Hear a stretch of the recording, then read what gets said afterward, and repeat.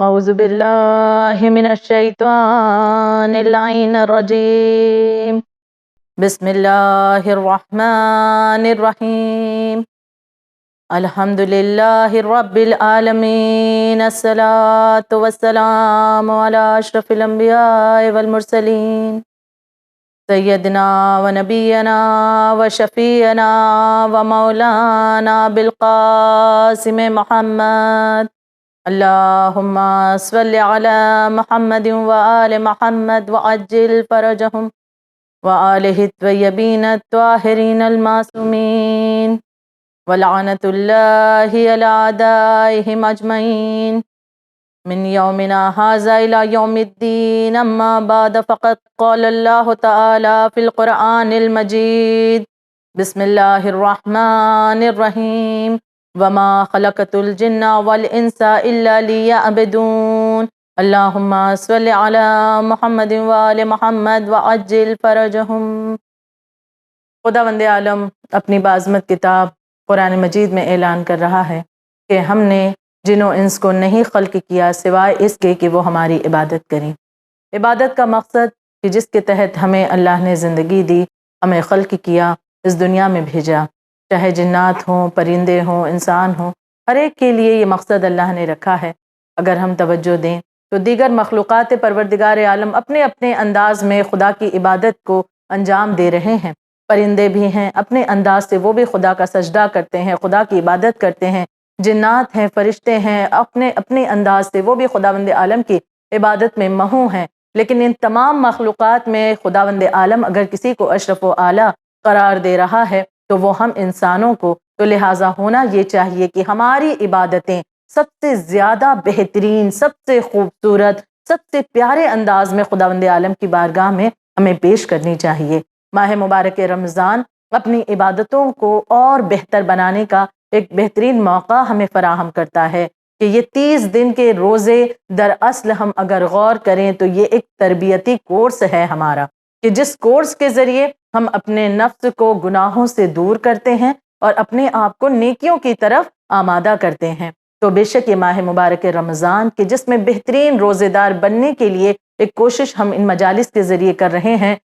یقیناً اس حوالے سے کچھ باتیں اب تک کے مجالس میں آپ کے سامنے ذکر کی گئیں۔ آج کے اس مجلس میں ایک اور بھی ایک بہترین ایسا عمل کہ جسے خداوند عالم بہت زیادہ پسند فرماتا ہے، اس ایک عمل کے ذریعے یہاں تک کے معاملات ہیں کہ خداوند عالم لوگوں کے گناہ کو بخش دیا کرتا ہے۔ اس ایک عمل کے ذریعے خوش ہو کر کے خداوند عالم اس انسان پر اپنی رحمت و برکت کے دریچے کھول دیا کرتا ہے۔ تو کیسے ممکن ہے کہ ماہ مبارک رمضان میں جہاں ہم دیگر اور بھی پیاری پیاری باتوں کا سہارا لے کر اپنے روزے کو ایک بہت ہی خاص روزہ، بہت ہی اسپیشل روزہ بنا رہے ہیں، تو وہیں پر ہمارے لیے یہ بھی ضروری ہے جاننا اس عمل کے متعلق کہ یہ کون سا ایسا عمل ہے کہ جسے خداوند عالم نے بہت پسند کیا ہے۔ یہ کچھ اور نہیں بلکہ یتیم پروری ہے۔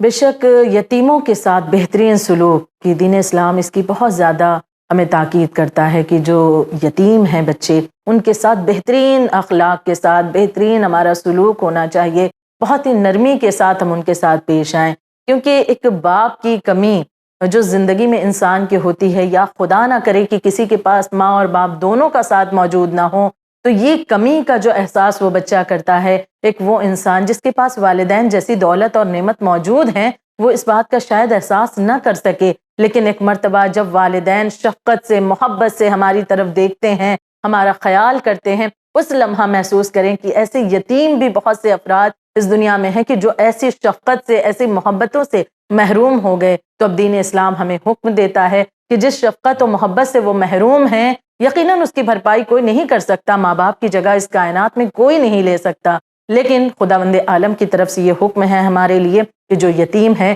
اس کے ساتھ مہربانی کے ساتھ پیش آیا جائے۔ یہاں تک کہ بتایا گیا کہ رسالت مآب حضرت محمد مصطفیٰ صلی اللہ علیہ وآلہ وسلم کہ آپ ارشاد فرماتے ہیں کہ اگر کوئی انسان چاہتا ہے کہ اس کا دل نرم ہو جائے، دل بہت سخت ہے، اسے جلدی کسی پر رحم نہیں آتا، یا کوئی اور چیز کے متعلق اپنے دل میں وہ نرمی پیدا کرنا چاہتا ہے، اور دوسری طرف ایک اور فائدہ کہ اپنی حاجتوں کو پورا کرنا چاہتا ہے، تو اس کا ایک بہترین راستہ رسالت مآب ہمیں بیان فرماتے ہیں، اور وہ ہے یتیموں کے ساتھ مہربانی کے ساتھ پیش آنا۔ جو انسان یتیموں کے ساتھ مہربانی سے پیش آتا ہے خداوند عالم اس پر اپنی نگاہ کرم کرتا ہے، اس پر خدا کی عنایتیں ہوتی ہیں، خداوند عالم رحمت و برکت اس پر نازل فرماتا ہے۔ ماہ مبارک رمضان میں جہاں بہت سی چیزوں کے متعلق ہم خیال کرتے ہوئے آگے بڑھ رہے ہیں، یتیم پروری کا بھی اگر خیال کیا جائے تو اور زیادہ ہماری عبادتیں بہتر ہو جائیں، اور کسی کے دل سے اٹھتی ہوئی وہ دعائیں نہ جانے کہاں سے کہاں تک ہمیں لے جائیں۔ تو یقیناً وہ گھر بھی اسی وجہ سے بہت ہی پیارا مانا گیا ہے کہ حدیثوں میں وارد ہوا ہے، ہمارے آخری نبی حضرت محمد مصطفیٰ صلی اللہ علیہ وآلہ وسلم ارشاد فرماتے ہیں کہ مسلمانوں کے گھروں میں وہ گھر سب سے بہترین ہے کہ جہاں پر یتیموں کے ساتھ اچھا سلوک ہوتا ہے، اور اسی کے برعکس ایک جملہ کہ وہ گھر سب سے زیادہ بدترین ہے کہ جہاں یتیموں کے ساتھ برا سلوک ہوتا ہے۔ اگر گھر خاندان میں کوئی ایسا بچہ کہ جو یتیم ہو چکا ہے اور اس کی جو بھی ذمہ داری ہے یا کچھ بھی غربت کا مارا ہے، اگر کسی نے سہارا اپنے گھر میں اسے دے دیا ہے اور اس کی کفالت وغیرہ کر رہے ہیں، تو بہت ہی زیادہ تاکید کی جا رہی ہے کہ اس کے ساتھ نرم رویہ اپنایا جائے، بہترین طریقے سے اس کے ساتھ باتیں کی جائیں، بہت ہی نرمی کے ساتھ اس کے ساتھ گفتگو کی جائے۔ جہاں پر یتیموں کے ساتھ سختی ہوتی ہے، خدا اس گھر پر برکتیں کیسے نازل کر سکتا ہے؟ کیسے وہ انسان خداوند عالم کی رحمت کا امیدوار ہو جائے کہ جو دوسروں پر رحم کرنا نہیں جانتا، خاص کر اس یتیم پر کہ جس کے سر سے سایہ پدر اٹھ چکا ہے، شفقت کا ایک سایہ اس کے سر سے اٹھا ہے۔ تو لہٰذا یتیم پروری کہ یہ ایک بہت بڑا فائدے مند عمل انسان کے لیے ہے اپنے اعمال کو بہتر بنانے کا۔ ماہ مبارک رمضان میں جہاں پر آگے چل کر کے وہ تاریخیں بھی آئیں گی کہ جب ہم مولائے کائنات حضرت علی ابن ابی طالب علیہ الصلوۃ والسلام کا غم منائیں گے، اور ہم جانتے ہیں کہ مولائے کائنات کی بھی زندگی میں ہم توجہ دیں تو آپ یتیموں کا بہت خیال کیا کرتے تھے، حتیٰ کہ مولا کو ضربت لگا دی گئی، مولا زخمی ہیں، اذیت میں تھے، لیکن اس کے باوجود بھی اپنی وصیت میں بھی آپ نے یتیموں کی طرف متوجہ کروایا ہے کہ یتیموں کا خیال رکھنا، یعنی کہ ایسے لمحات میں کہ جب امام خود بہت زیادہ تکلیف میں ہیں، اذیت میں ہیں، اس زہر کی شدت سے آپ پریشان ہیں اور وہ زخم بڑھتا جا رہا ہے، اس عالم میں بھی امام وصیت اگر کر رہے ہیں تو اس میں آپ نے یتیموں کو فراموش نہیں کیا۔ جہاں پر بہت سی چیزوں کی طرف ہمیں توجہ امام نے دلائی ہے، وہیں پر یتیموں کی طرف شفقت و مہربانی کے ساتھ پیش آنے کے لیے بھی ہمیں رغبت امام دلا رہے ہیں۔ تو نبیوں کی تاریخ ہم دیکھیں یا پھر ائمہ طاہرین کی زندگی کہ ہم پاتے ہیں کہ بہت زیادہ مہربان رہے ہیں یتیموں کے ساتھ۔ ماہ مبارک رمضان میں اپنے اعتراف میں ہم ایک مرتبہ جاننے کی کوشش کریں کہ اگر کوئی ایسا یتیم ہے، کوئی ایسا پریشان حال بچہ ہے، ہم یہ اس میں قید نہیں ہے کہ وہ بڑا ہو چکا ہے اور اس کی عمر 14-15 برس کی ہے تو اب اس پر مہربانی نہیں کرنی، اسلام نے یہ قید کہیں نہیں لگائی ہے، بلکہ یتیم پروری کا فائدہ انسان کو مل رہا ہے، چاہے وہ 5 سال کے بچے جو یتیم ہو چکا ہے اس کے ساتھ مہربانی سے پیش آئے یا 14 برس کے بچے کے ساتھ مہربانی سے پیش آئے، خداوند عالم اس کا اجر ضرور عنایت فرماتا ہے۔ یہاں پر ایک حکایت کا ذکر کرنا چاہوں گی تاکہ بات ذرا واضح ہو جائے کہ خداوند عالم کی نگاہ میں یہ عمل کتنا زیادہ پسندیدہ ہے، اور خدا مہربان جو کہ موقع تلاش کرتا ہے اپنے بندوں کو بخشنے کا، معاف کرنے کا، انہیں مغفرت ان کی کرنے کا، اور یہ مہینہ تو مغفرت کا مہینہ ہے جس میں تو خداوند عالم چاہتا ہے کہ کسی نہ کسی طرح چھوٹی چھوٹی نیکیوں کا سہارا لے کر کے میں اپنے بندوں کو بخش دوں، ان کی مغفرت کر دوں، انہیں معاف فرما دوں۔ تو لہٰذا ایک حکایت ملتی ہے کہ ایک شخص تھا جو کہ بصرہ میں رہا کرتا تھا اور لوگوں کے درمیان مشہور تھا کہ بہت ہی زیادہ برائیوں میں اس کی زندگی ملوث رہتی ہے۔ جب اس کی موت واقع ہوئی تو کوئی بھی اس کے جنازے کو تدفین وغیرہ کرنے کی جو بھی معاملات ہیں اس کے لیے کوئی بھی آگے نہ بڑھا، یہاں تک کہ جو اس کی بیوی تھی پریشان ہوئی اور اس نے 4 مزدوروں کو بلوایا اور 4 مزدوروں کے سہارے اپنے شوہر کا جنازہ کسی طرح سے اس عورت نے قبرستان تک پہنچایا، لیکن قبرستان پہنچنے کے بعد بھی وہاں پر کوئی موجود نہیں ہے جو اس جنازے کی کفن و دفن کا انتظام کرے۔ نتیجہ یہ ہوا کہ وہاں سے جنازے کو اٹھانا پڑا اور شہر سے باہر لے کر یہ خاتون چلی ہے۔ اب جب شہر سے باہر لے کر جا رہی ہے، ایک دوسرے قبرستان کے پاس پہنچی جو کہ شہر کے باہر تھا، وہاں پر دیکھتی ہے کہ اس وقت کا ایک شخص ہے جو کہ بہت ہی زیادہ عابد و زاہد مشہور تھا، بہت ہی عبادت گزاروں میں اس کا شمار کیا جاتا تھا، لوگ اس کا بہت احترام کرتے تھے۔ وہ شخص وہاں پر موجود تھا، گویا ایسا لگتا تھا وہ منتظر اسی جنازے کا تھا۔ جب یہ جنازہ وہاں پر لے جایا گیا،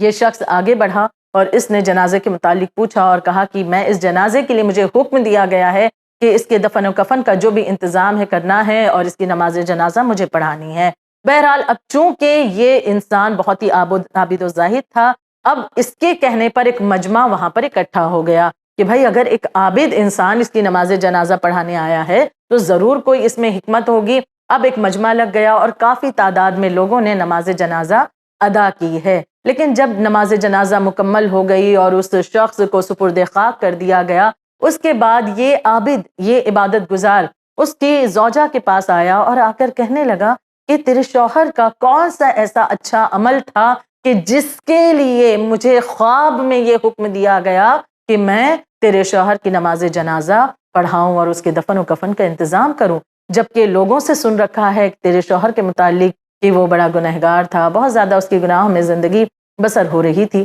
تو لہٰذا آخر ایسی کیا بات ہے، تو زوجہ ہے، تو بیوی ہے، تجھے معلوم ہوگا۔ بیوی کہنے لگی کہ یوں تو مشہور ہے کہ میرا شوہر جو ہے بہت ہی زیادہ برائیوں میں اس کی زندگی ملوث رہتی تھی، لیکن کچھ ایسی خوبیاں تھیں کہ جس کی میں خود گواہ ہوں کہ جسے میں نے اس کے اندر پایا، وہ یہ تھا کہ میرا شوہر شرابی تک تھا، لیکن جب یہ شراب پی کر کے گھر آتا اور اس کا نشہ جب اترتا تو یہ اٹھتا اور زاروں قطار روتا، غسل کرتا اور رو رو کر کے نماز ادا کرتا اور نماز پڑھنے کے بعد رو کر خدا کی بارگاہ میں فریاد کرتا اور یہ جملہ کہتا، خدایا کہ میں بار بار کئی مرتبہ تیری نافرمانی کرتا ہوں، نہ جانے جہنم کے کس برے طبقے میں مجھے ڈالا جائے گا، اور یہ کہہ کر کے زاروں قطار روتا اور عبادتیں اور زیادہ نمازیں پڑھتا۔ اور نہ صرف یہ ایک عمل بلکہ دوسرا اس کا عمل کہ ہمیشہ اس کے گھر میں 3 سے 4 یتیم بچے موجود رہتے تھے کہ جن کا یہ سہارا بنا ہوا تھا، جن کا یہ خیال کرتا، کہ جن کی نگہداشت کرتا، ان کی پرورش کے اعتبار سے اس نے ذمہ داری لے رکھی تھی، تو یہ یتیموں کے سر پر بڑی شفقت سے ہاتھ پھیرتا، ان کی پریشانی کو دور کرنے کی کوشش کرتا، یعنی کہ یہ یتیموں کے ساتھ بہت زیادہ مہربان تھا۔ تو لہٰذا اب یہ تمام باتیں سننے کے بعد ایک مرتبہ وہ عابد کہنے لگے کہ بے شک خداوند عالم کو اس کی یہی صفت پسند آئی کہ ظاہراً یہ لوگوں میں گنہگار تو مشہور تھا، لیکن مجھے حکم دیا گیا خواب میں کہ اس انسان کی کچھ ایسی نیکیاں کہ جس کی وجہ سے ہم نے اس کی زندگی کے تمام گناہ کو بخش دیا، اور جاؤ اور اس کی نماز جنازہ ادا کرو، تو لہٰذا میں یہاں پر اس کے لیے آمادہ ہوں۔ بتانے کا مقصد یہ ہے عزیزان گرامی کی یتیم پروری کہ جو بہت ہی زیادہ پسندیدہ عمل ہمارے خداوند عالم کی نگاہ میں ہے، تو لہٰذا ضرورت ہے کہ ہم اس ماہ رمضان اگر اب تک کے عہد نہیں کر پائے، ماہ رمضان المبارک میں ہم روزہ رکھتے ہیں خدا کی رضا کے لیے، ہم نیکیاں انجام دیتے ہیں، عبادات انجام دیتے ہیں خدا کی رضا کے لیے، تو کیوں نہ اس ایک عمل کو بھی اپنے وجود کا حصہ بنا لیا جائے تاکہ اور زیادہ ہماری عبادتیں بہتر ہو سکیں۔ اب اسی کا ایک دوسرا حصہ بھی پیش کرنا چاہوں گی آپ کے سامنے، جہاں پر یتیم پروری بہت زیادہ ثواب رکھتا ہے۔ وجہ کیا ہے؟ کیونکہ والدین سے وہ بچہ محروم ہے، والد سے، والدہ سے یا والدین سے وہ بچہ محروم ہے، اس شفقت سے محروم ہو گیا ہے، لہٰذا اس کے ساتھ مہربان ہونے کا حکم اللہ دے رہا ہے۔ کس کی شفقت؟ والدین کی، یعنی کہ معلوم یہ ہوا کہ والدین وہ عظیم نعمت ہیں کہ اگر آج ہمارے سروں پر ماں باپ کا سایہ موجود ہے تو ہم خدا کا شکر ادا کریں۔ اگر والدین میں سے کوئی ایک بھی زندہ ہے تو خدا کا ہم شکر ادا کریں کہ بارے الہ تیرا کرم ہے کہ اتنی بڑی نعمت تو نے ہمیں عطا فرما دی ہے۔ ایسا نہ ہو جائے کہ ماہ رمضان میں بہت روزے ہم نے رکھے ہیں، بہت عبادتیں، نماز شب پڑھتے ہیں، بہت سی دعائیں پڑھتے ہیں، لیکن اگر ماں صدا دے دیتی ہے، باپ آواز دے دے تو ان سے چیخ کر چلا کر کے بات کرتے ہیں۔ کہیں ایسا نہ ہو جائے کہ جب دسترخوان سجتا ہے تو ہم اپنی بیوی کو تو بلاتے ہیں، ہم اپنے بچوں کو تو بٹھاتے ہیں، لیکن بوڑھے ماں باپ کو دسترخوان پر یہ کہہ کر نہیں بلاتے کہ کہاں وہ روزہ رکھتے ہیں۔ اگر عذر شرعی یا بڑھاپے کی وجہ سے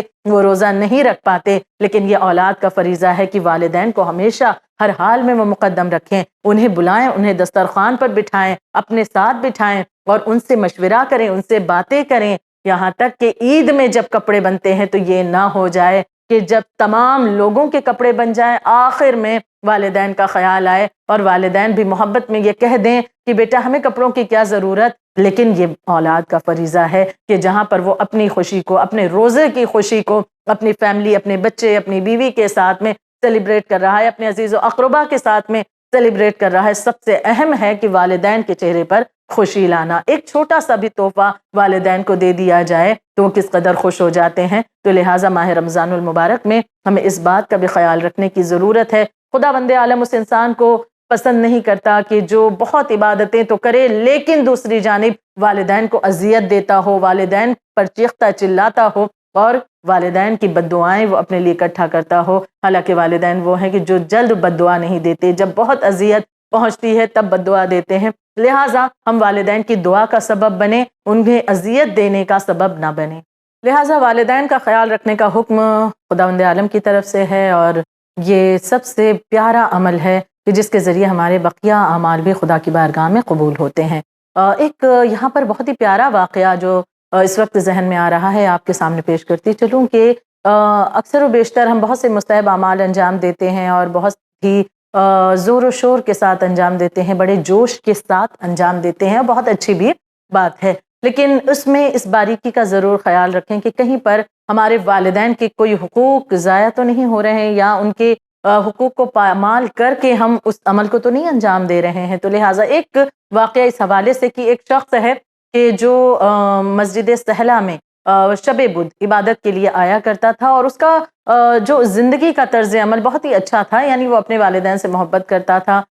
بالخصوص وہ اپنے والد کا بہت ہی زیادہ احترام کیا کرتا۔ والد بزرگ تھے، بیمار بھی رہتے تھے، یہاں تک کہ بیت الخلاء وغیرہ میں پانی بھی وہ اپنے بابا کے لیے لے جا کر کے رکھ دیا کرتا، بہت خیال کرتا ہر روز، ہفتے کے تمام دن سوائے اس بدھ کے دن، کیونکہ وہ شب بدھ اپنے باپ کو گھر پہ چھوڑ کر کے وہ مسجد سہلا چلا آیا کرتا اور پھر پوری رات وہاں عبادت کرتا، یعنی اس ایک دن اس کے بابا کو اس کے بغیر اپنے کاموں کو جو بھی ہے اس ضعیفی کے عالم میں یا بیماری کے عالم میں انجام دینا پڑتا تھا۔ بہرحال مسجد سہلا آیا کرتا، لیکن کچھ دنوں سے اس نے مسجد سہلا آنا بند کر دیا۔ اب جب جو لوگ اکثر اس سے ملاقات کیا کرتے تھے، اسے دیکھا کرتے تھے،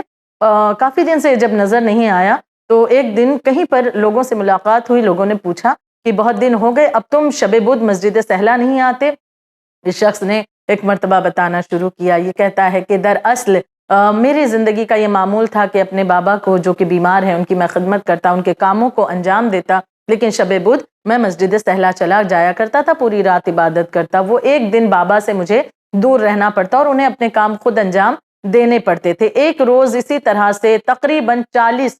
شب بدھ ہونے والے تھے، اور جو 40ویں شب بدھ تھی جب میں اس دن پہنچا ہوں مسجد سہلا، تھوڑی تاخیر مجھے ہو گئی تھی، اور جب میں قریب ہونے لگا میں نے دیکھا کہ ایک گھڑ سوار چلا آ رہا ہے اور وہ آ کر میرے پاس رکا۔ میں ذرا سا خوف زدہ ہوا کہ یہ کون ہے کہ اچانک مجھ تک کہ یہ پہنچ رہا ہے۔ بہرحال کہتا ہے یہ شخص کہ میں رکا، وہ شخص وہ گھڑ سوار میرے قریب آیا، اور آنے کے بعد اس شخص نے مجھ سے ایک ایسا جملہ کہا کہ میں جو کہ نہ اسے پہچانتا تھا، پہلی مرتبہ اس سے مل رہا تھا، وہ شخص کے متعلق میں بھی یہی سوچ رہا ہوں کہ وہ بھی مجھے نہیں جانتا ہوگا، لیکن اس شخص نے آنے کے بعد مجھ سے ایک جملہ کہا کہ شب بدھ بھی اپنے بابا کا خیال رکھا کرو۔ اب یہ کہہ کر وہ شخص وہاں سے چلا گیا، لیکن جیسے ہی میں نے دوبارہ نگاہوں کو اٹھایا، نہ مجھے وہاں وہ گھڑ سوار نظر آیا، نہ ہی وہاں فضا میں وہ کہیں بھی آس پاس وہ شخص نظر نہیں آیا۔ میں نے دوڑ کر یہاں وہاں تلاش کرنا شروع کیا، لیکن وہ شخص مجھے کہیں نظر نہیں آیا۔ اب جو ایک لمحے کے لیے سوچنے بیٹھا تو سمجھ میں آیا کہ یہ کوئی اور نہیں، وقت کے امام زمانہ عجل اللہ تعالی فرجہ الشریف تھے، اور ایک بہت بڑا پیغام امام نے اس جملے کے ذریعے سے دے کر کے یہ بات واضح کر دی کہ امام ایسے عمل کو قبول نہیں کرتے کہ جس کی وجہ سے والدین کو اذیت پہنچے، انہیں تکلیف پہنچے۔ اگر ماہ رمضان المبارک میں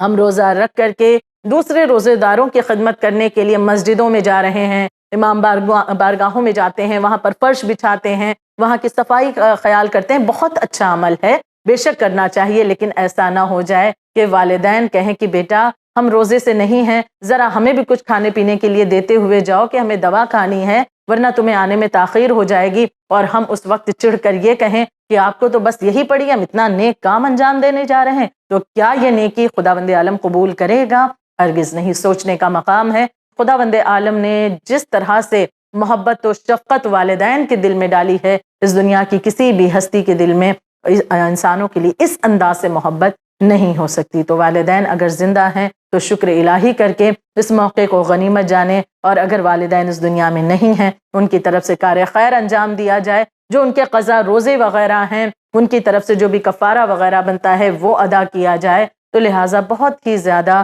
ضروری عمل ہے کہ یتیم پروری اور اپنے والدین کا بھی خیال کرنا۔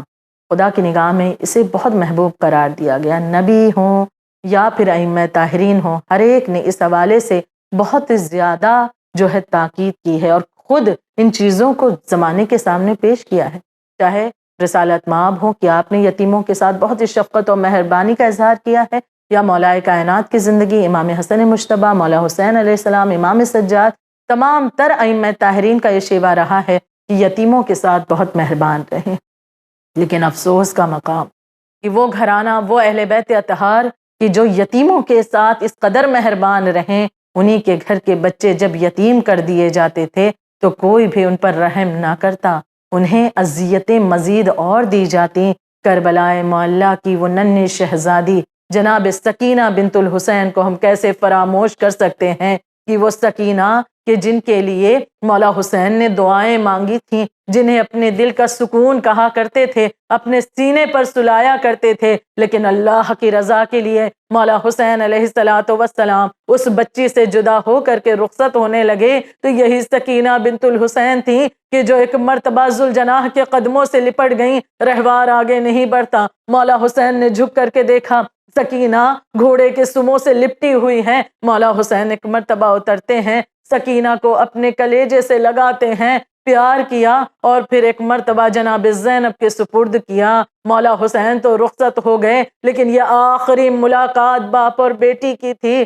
اس کے بعد ملاقات میسر نہ ہوئی۔ اس کے بعد اگر سکینہ نے باپ کو دیکھا تو اس عالم میں کہ باپ کا کٹا سر نیزے پر بلند کر دیا گیا تھا، سکینہ بابا کے سر کو دیکھ کر اگر روتی، بابا کو یاد کر کے اگر روتی، تو کوئی وہاں پر ایسا نہ تھا جو اس یتیمہ پر شفقت سے سر پر ہاتھ پھیرتا۔ اگر ہاتھ اٹھتے تو کوئی تماچے مارنے کے لیے، کبھی شمر ملعون آگے بڑھ کر رسیاں لے کر آتا، ہاتھوں میں رسیاں جکڑ کر باندھتا، کبھی پرخار راہوں پر چلاتا۔ یہ بچی تمام اذیتوں کو سہتے ہوئے، بابا کو یاد کرتے ہوئے جب شام کے زندان میں پہنچ گئی، وہی شام کا زندان سکینہ کو کھا گیا۔ جب سکینہ اس دنیا سے رخصت ہوئی، زخمی اس قدر تھی کہ جسم پر جو کرتا موجود تھا وہی سکینہ کا کفن بنا۔